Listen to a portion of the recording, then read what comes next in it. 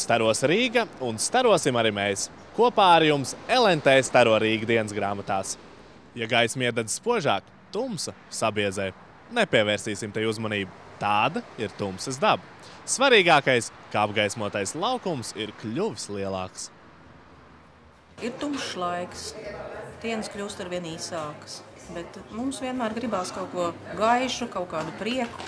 Un arī atskatoties uz to brīdi, kad vispār radās Staro Rīga festivāls, mēs domājam par to, kā padarīt gaišākus mūsu galvenos svētkus Latvijā.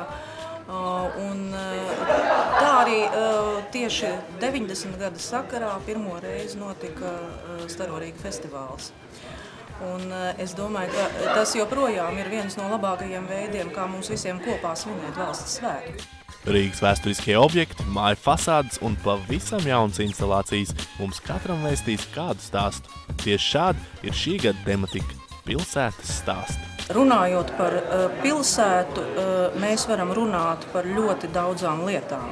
Un mākslinieki, kuri ir veidojuši šos objektus, stāsta katrs savu stāstu.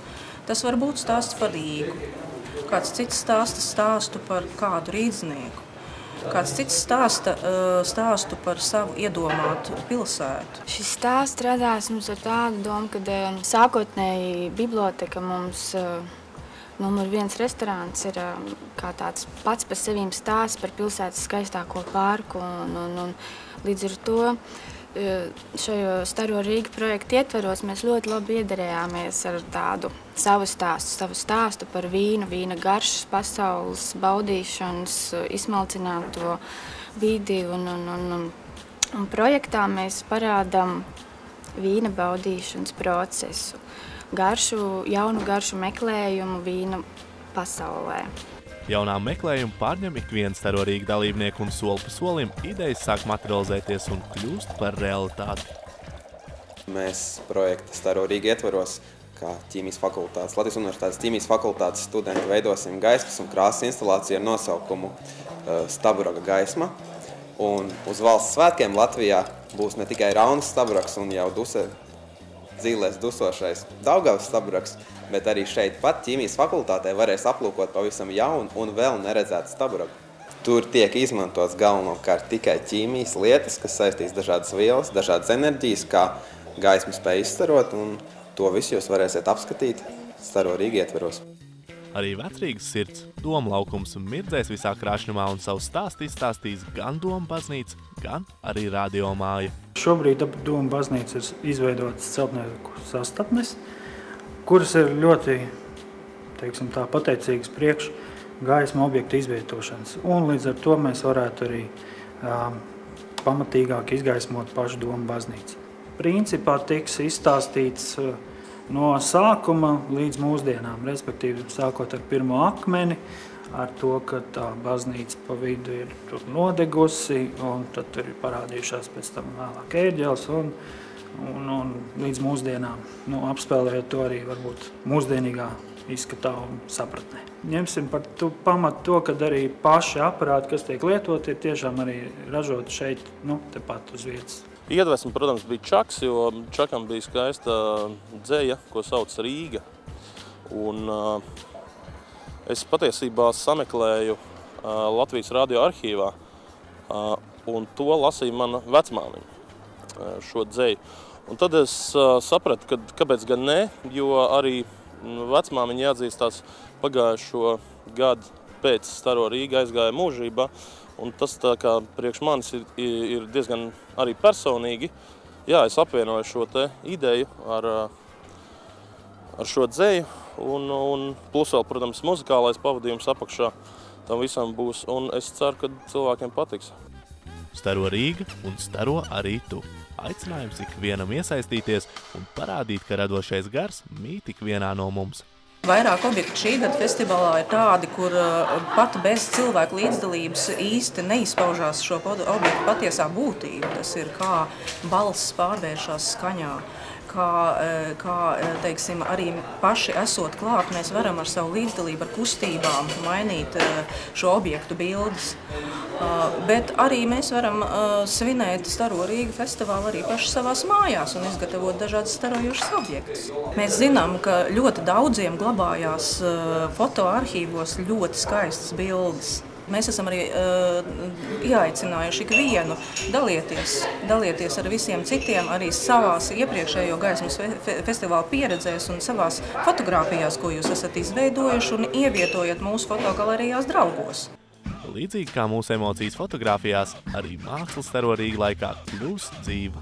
Mūsdienu mākslas jaunie meistari nepārzina pilnībā ne elektroniskās mēdījus, ne arī izteiksmes līdzekļus, kurus viņi izmanto savu mākslas darbu radīšanā. Tāpat liela daļa ir eksperiments, un šī brīdī tad šie divi virzieni arī sasaucās. Mākslinieki ir Edgars Krīgers, Žānis Bulavs un Mudita Cimermani.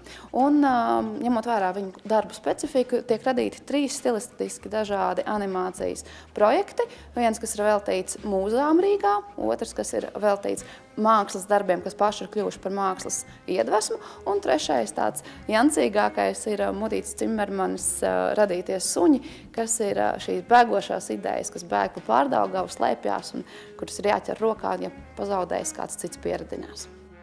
Savs stāsts stāstāms būs arī reklāmas jomas pārstāvjiem, kuriem Staro Rīga ļaus brīvu vaļu, lai, kā viņi paši saka, pierādīt, ka arī viņi spēja radīt mākslu un iekļaut to 5 reklāmas stendos. Mēs uztveram vispār šo reklāmas stendu kā gaismas objektu paši par sevi. Ja mēs paskatāmies uz šo cilvēku apdzīvotu teritoriju, valsti, kur ir province un ir tā urbānā vide, tad atšķirībā no provinces urbānā vide atstāja pavisam citu nospiedumu